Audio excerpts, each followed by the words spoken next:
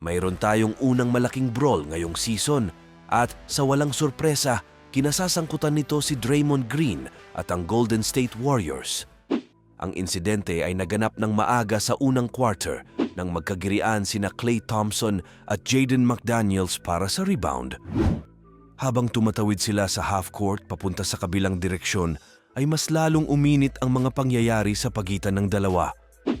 Sa gulo, pinunit ni McDaniels ang jersey ni Thompson at sinubukan ni Rudy Gobert na tanggalin si Thompson mula kay McDaniels. Si Green, umawat galing sa labas ng scrum, ay hinawakan si Gobert na parang headlock at kinaladkad siya palayo. Sa huli, nakita natin ang tatlong manlalaro na na-eject nang matapos ang alitan. Parehong na-eject sina Thompson at McDaniels bilang mga instigator at pagkatapos ay na-assess si Green ng flagrant 2 foul na humantong sa kanyang ejection.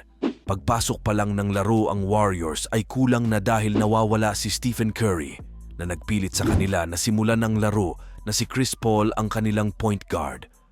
Ngayon, kasama sina Thompson at Green na ejected, nawalan sila ng tatlong haligi ng kanilang dynasty sa larong ito.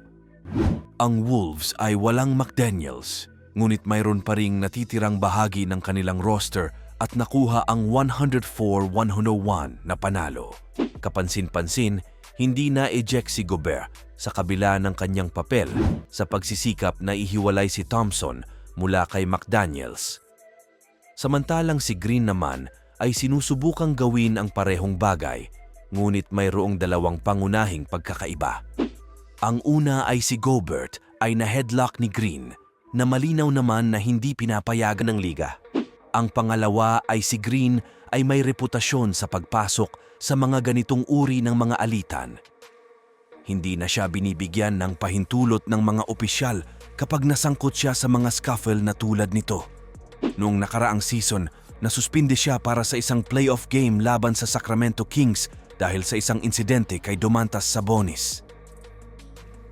Dahil sa ginawa ni Green, ay nasuspindi siya ng 5 laro na walang sahod.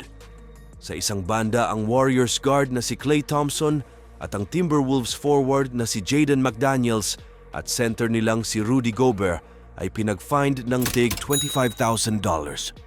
Sa tingin ninyo, tama ba na si Green lang ang sinuspindi? O dapat bang isama sina Thompson, McDaniels at Gobert?